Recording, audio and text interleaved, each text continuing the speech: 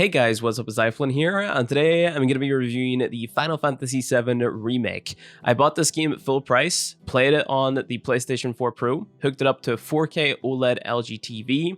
I had absolutely no expectations going into this game, never played the original, and whenever I heard that they were going to be remaking the game, then splitting it up into episodic chapters, I sort of wrote the game off in my mind as I played other Square Enix titles, most notably the Kingdom Hearts franchise, where the company don't really seem shy to take a very small portion of a franchise's story, make an extremely short game, and then sell it at full retail price. Leading up to release, I heard a lot of positive reviews about the game, so that prompted me to pick it up and give it a shot whenever it eventually did come out. And dude, I was blown away by everything that this game has to offer. I didn't come into the game totally blind. I'm up to date with the story of the original, and I've also played the PSP prologue game, Final Fantasy Crisis Core, which is basically just everything that happens leading up to the events of Final Fantasy VII. Before we move on with the review, if you could drop a like on the video and subscribe to help out the channel, I would appreciate that a lot. This is my first time trying out properly reviewing a game, so the amount of likes and subscribers that I get from this video will act as a good indicator on whether or not I should continue reviewing games. But with all of that out of the way, let's talk about the graphics. Square Enix never failed to deliver in the graphics department. These guys always try their best to push the limits of the current gen consoles to deliver some of the best looking games within the gaming industry, and the Final Fantasy VII Remake is no exception. This game is beautifully presented in almost every area. From the moment you start the game to when the credits roll, this game is going to blow you away with the attention to detail in almost every cutscene and every environment. The developers tried extremely hard to make everything in this game happen super seamlessly, and their efforts definitely didn't go to waste. Every time a cutscene happens, you're either going from gameplay directly into that cutscene, or from a cutscene directly into gameplay with no loading screen in between.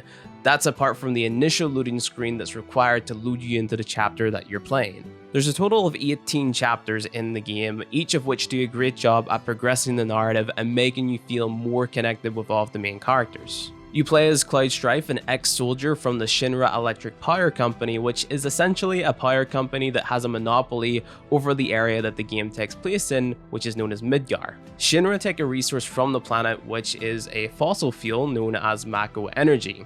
They use this Mako energy to power pretty much everything. As Mako is, like I said, a fossil fuel, it's eventually going to run out. The people within the Final Fantasy VII universe believe that Mako is the lifeblood of the planet, and that whenever the Mako is all used up, the planet will start to die or decay. With all that being said, this sets up the plot of the game quite well. Cloud is an ex-soldier who used to work for the Shinra Electric Company gone rogue, now proclaiming himself to be a mercenary who will take on any job no matter how big or how small, as long as the payday is appealing enough. An eco-terrorist group known as Avalanche hire him to blow up one of the Mako reactors that the Shinra Electric Power Company uses. Their theory is that destroying these reactors will slow the process of the death of the planet and send a message to Shinra. Avalanche consists of 5 members. Barret, the big muscly dude with a gun for an arm. Briggs, the dude with a bandana wrapped around his head so he can look cool. Jessie, the girl who also has a bandana wrapped around her head, who also consistently flirts with Cloud throughout the entire game. Wedge, a kind of fat funny dude, and last but not least, Tifa, Cloud's childhood friend who manages a bar back in Avalanche's hometown called Sector 7, a small town that is placed below a big plate that Shinra's Mako reactors sit on. This sets up an interesting dynamic from the very beginning of the game. The upper class are people who live on top of this big plate near the Mako reactors and the Shinra Electric Company's big main building, while the lower class are people who live below this plate that the upper class live on. The many members of Avalanche have their own reasons for wanting to get back at Shinra and destroy their reactors. The main motivation is saving the planet, but as the game progresses, you start to learn more about every character's motivation. I'm not going to spoil any of the plot in this video because I feel like I would be doing you a disservice by talking about even the smallest of details about this game if you decided to pick it up. Going into this game totally blind and allowing it to just take you on the journey that it's meant to is the best way to play it. Once I started playing it, I couldn't stop. It's like a well-made movie and video game mixed into one. It's honestly really impressive. Speaking of being really impressive, let's talk about the performance of the game. I know I've spent some time gushing about the graphics and the seamlessness of everything, but usually whenever you see a game that has crazy graphics, you question how well it's going to run, and honestly, I was extremely surprised. I noticed absolutely no frame drops at all. Keep in mind, I was playing on a PS4 Pro. I know that not everyone is fortunate enough to have the Pro version of the PS4, but I haven't heard many complaints of the game's performance dropping even on the base PS4. That being said though, the game isn't without just a few flaws. Nothing major, but one flaw that a lot of people have been noticing and reporting is poor textures and texture popping. Through my entire playthrough, I didn't notice a single popping or extremely low quality texture, but there are examples out there that you should be aware of. I don't feel that the examples out there are going to drastically impact your enjoyment of the game, but to each their own. On a more positive note, the overall sound design and quality in this game is nothing less than amazing. When you swing Cloud's massive sword and it makes contact with an enemy, not only do you get that visual satisfaction of seeing all the particle effects fly out of the enemy's head, you also get to hear it too. Sometimes during fights, the music and the battle sounds can drown out what the characters are saying, but 9 times out of 10, the characters aren't really saying anything too important anyway, they'll just be talking about the current fight that they're having. Square Enix is also famously known for having some of the most beautifully composed soundtracks in the gaming industry as well. Admittedly, not every single song in this game is going to be for everyone, but I can't point to a single track in this game that I dislike, reason being, every time I hear a song from the game, I can link it directly to the scene that it played in. The music does a great job at complementing the narrative. For example, there is a track in the game called Those Chosen by the Planet. You know that whenever you hear this piece play, that the antagonist is going to be involved in some way, shape, or form. The music in this game, or any game for that matter, wouldn't have any impact if the voice acting wasn't on par. Now again, the voice acting isn't going to blow everyone away, especially if you're not on board with the narrative of the game or really getting the characters, so to speak, but I personally believe that Square Enix did a really good job at making each and every character's personality shine through their voice acting, my favorite of which is actually Barret. This pump's sole purpose is to drain the planet dry. While you sleep, while you eat, while you shit, it's here sucking up Mako. It doesn't rest and it doesn't care. You do realize what Mako is, don't you? Mako is the lifeblood of our world. The planet bleeds green like you and me bleed red. The hell you think's gonna happen when it's all gone, huh? Answer me! You gonna stand there and pretend you can't hear the planet crying out in pain? I know you can! You really hear that? Damn straight I do! Get help. Huh? Say that again! I'd worry less about the planet and more about the next 5 seconds. Save the screaming for later. At the beginning of the game, Barret is portrayed to us as some sort of extremist. He's seen as the leader of Avalanche, so he's very angry, loud, extremely passionate about the act of, let's be frank, terrorism that they're going to commit by blowing up a reactor. And then later on in the game, when we start to learn a little bit more about him and all the other characters, we notice a shift in his personality that is perfectly displayed via his voice acting. Visuals, sound effects, writing, and music all come together quite well to tell the story that Square Enix wanted to tell. I can't really be any more clear with you guys that the presentation of this game and its narrative is great without showing examples or spoiling moments, which are two things that I really don't want to do unless it's necessary. I think that's enough talk about the narrative and presentation of the game, so let's talk about the actual gameplay. There are 3 different difficulties that you can choose whenever you first launch the game. Normal, which is what I played on. Easy, which I've been told is too easy for its own good, and then classic mode, where the game almost plays itself for you. In normal and easy mode, you have complete control of all of your characters, meaning you have to run up to enemies to hit them, you have to block, you have to dodge, but in classic mode, all of those actions are done for you. In all of the difficulties, you have what is known as an ATP gauge. Your ATP gauge is going to fill up when you successfully land a basic attack and when you dodge or block an enemy's attack. The ATP gauge enables you to use abilities, spells, and items in combat. You can only have a maximum of 2 filled up ATP gauges per character at any given time. At the end of every fight, your ATP gauge is going to be reset back to 0, so you're going to have to build it up again in the next fight. However, there are these items that you can equip to your weapons and accessories known as materia, which you can use to boost the amount of ATP you enter a fight with. Now that's not the only function of materia though. Materia is basically your character's active abilities and spells. Let's say for example, I wanted to be able to use fire magic while I was playing as Cloud. All I would have to do would be to go to my materia and equipment section on the pause menu, then equip a fire materia to either my weapon or accessory, then Cloud would be able to use fire magic. At the very beginning of the game, you're quite limited in how much materia you can have equipped at any given time, but that's where the weapon upgrading system comes into play.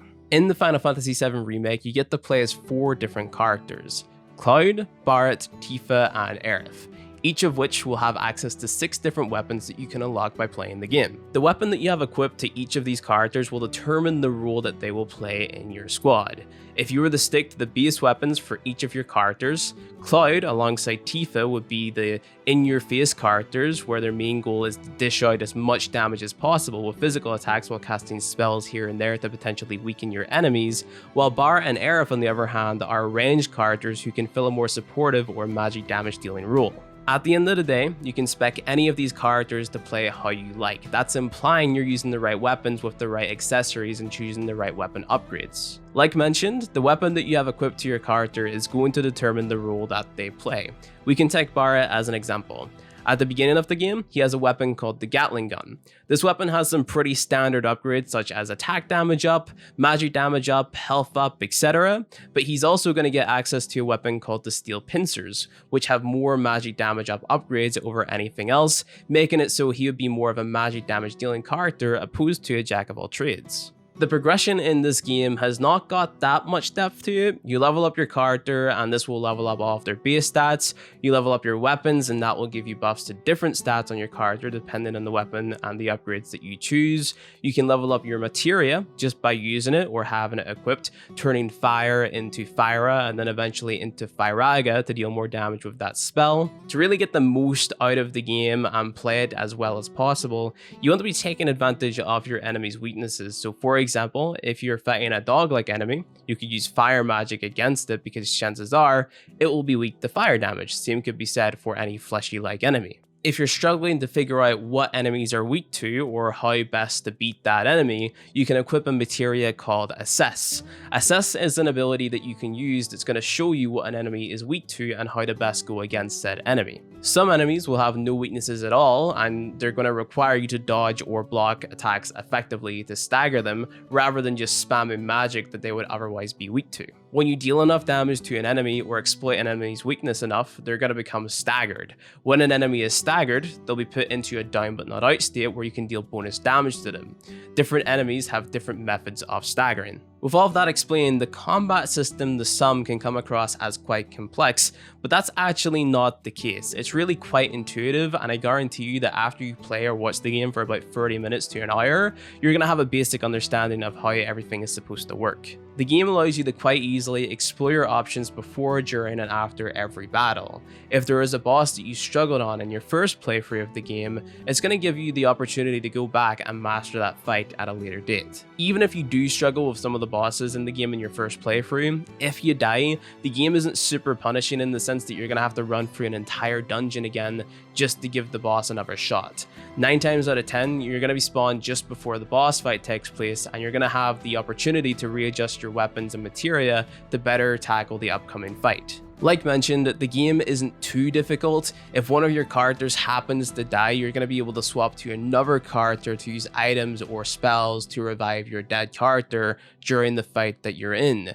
There's nothing too complex about locking onto an enemy, mashing square, then spamming either magic or abilities to deal a ton of damage. Final Fantasy VII really does fire on all cylinders. The story and narrative is immaculate, the combat is engaging yet easy to grasp. I completed my playthrough in 35 hours, I did everything but 2 side quests and still have a lot more to do, as after you beat the game for the first time, you unlock a hard mode that gives you extra items and XP. If you were to do no side quests at all, I would say that you could probably beat this game within 30 hours. You might struggle a little bit because you won't have access to the materia and upgrades necessary to make some boss battles a cakewalk, but you would definitely be able to struggle through those boss battles. The side quests don't make up too much of this game. If you really want to understand everything that is going on within the Final Fantasy VII universe, you're gonna want to play them, but the side quests definitely are not as engaging as the main story of the game. That's not to say that they're not engaging. Every side quest tells a miniature story of its own, just not to the same level of polish as the main campaign. At times, the game can feel too linear, other times the game can feel too open. I myself prefer games that are more linear, that have a few paths to deviate down, opposed to a game that is entirely open like Final Fantasy XV, for example. If I were to point to one section of the game that I really disliked, it would be Chapter 14. Chapter 14 lets you run loose in 3 of the game's main areas that are all connected with one another, doing side quests and tying up loose ends with some of the NPCs that you've met throughout the game. There are a lot of side quests and things to do in this chapter that aren't well explained and require the player to run back and forth a lot. There's the option to fast travel, but it can get quite annoying going from one area on the map to the other, then back and forth again for an entire chapter. If you were to ignore the side quests, this would probably be one of the shortest chapters in the game. Like I mentioned, the purpose of this chapter is to simply tie up loose ends with some of the other characters that you've met during your playthrough and to allow yourself to prepare for the final chapters ahead. A better job could have been done during this chapter to build suspense leading up to the final moments of the game, but I can totally understand why it wasn't done that well. You see, the thing is, the Final Fantasy VII Remake is quite literally a remake. The story of this game isn't one-to-one with the original, and that shouldn't come as a surprise because it was mentioned by a few of the developers prior to the game's release. If you come into this game expecting the original game's narrative to be spoon-fed back to you with fancy graphics and an expanded combat system, you're gonna be mostly disappointed because that's not what this game is at all. This is a game that most fans of the Final Fantasy VII universe will appreciate because it does it justice by acting as a platform to really allow the personalities of the main characters and the narrative to shine through and reach a wider audience. The narrative doesn't extremely deviate from the originals, however there are a few things sprinkled in here and there that I won't spoil that will definitely change things up. It's like Marmite, or your country's respective of that. You're either gonna love it or you're gonna hate it. If you've never played a Final Fantasy game before and this is the first game in the franchise that you're considering purchasing, you're gonna be given a great first impression. There are a ton of games within the Final Fantasy franchise, but every numbered title has its own story with its own select group of characters, so you're not missing out if you haven't played Final Fantasy 1, 2, 3, 4, 5, and 6 prior to playing the Final Fantasy VII Remake. Hell, you're not even missing out even if you haven't played the original Final Fantasy VII. This game does such a great job at allowing anyone to jump into the Final Fantasy VII hype train. I guarantee you that if you pick this game up and start playing it today, you won't be able to stop playing until the credits roll. You'll be sad when the game ends and you'll be thirsty for more, and the thing is, you're gonna get more. The Final Fantasy VII Remake is a 35-hour plus game that only covers half the plot of the original. What I just said is probably the most controversial thing about this game, but I can tell you that without a doubt, this game is worth your time and it's worth the money that it asks for despite only being half of the plot. Like I said, I can't begin to express how perfectly orchestrated everything in this game from start to finish is. The most critical people out there might have a few gripes with the narrative, and they might think that the narrative or the plot could have went on just fine without the inclusion of certain scenes. However, the inclusion of wackier or lighthearted stuff within this grainy fight for what's right universe is exactly what the game needed to be a game for everyone. Square Enix really outdid themselves with this game. I can without a doubt recommend that you pick this game up for full price and invest the time in this game that it asked for. People really like numeric ratings, so I thought that at the end of the video, I would include scores for different parts of the game. Starting with graphics, I give the graphics a solid 9 out of 10. If it weren't for the low texture quality in a few areas and the texture pop-ins that people have been experiencing, this would be a 10 out of 10 without a doubt. Exploration, I'm gonna give it a 6. While the game does a great job at creating amazing environments, the areas that you get to really explore and run around a lot in become quite boring quite fast. They get reused a lot and leave a "I want to get out of this area as fast as possible" taste in your mouth eventually. For combat, I'm gonna give it an 8 out of 10. The combat is great in the sense that anyone can pick it up and understand it quite quickly. It's super flashy and satisfying. I just wish that there was a little bit more depth other than hit the weak point or exploit the weakness. Progression, I'm going to give it a 7 out of 10 because, like I mentioned, this is essentially only half the game. You can't climb your character's level past 50, so we can't realize the full potential of the 4 characters that we have access to just yet. Leveling your weapons and materia, then unlocking everything can become quite tedious, especially if you want to have the most optimal character, but I feel like most people aren't going to go to that extreme anyway. Music, I have to give it a 9. I'm a sucker for Square Enix soundtracks in this game. The music is implemented so well, it complements the narrative and what's happening on screen so much. Speaking of the narrative, for now, I'm gonna give it a 7. Super hardcore fans of the original Final Fantasy VII game might disagree with that score, but as someone who never played the original and only played the prologue game Crisis Core, I can personally say that this game does its own universe justice, and I'd be lying if I said to you I wasn't extremely excited for the next game to come out. The Final Fantasy VII Remake is quite literally going to take you on a wild ride. It's not a game for everybody, but if you can appreciate good storytelling, good orchestration, and intuitive combat at the very least, then you're going to enjoy this game. With all that being said, this concludes my review for the Final Fantasy VII Remake. I hope you guys enjoyed it. Like the video if you like it, subscribe for more game reviews, and I'll see you guys in the next one.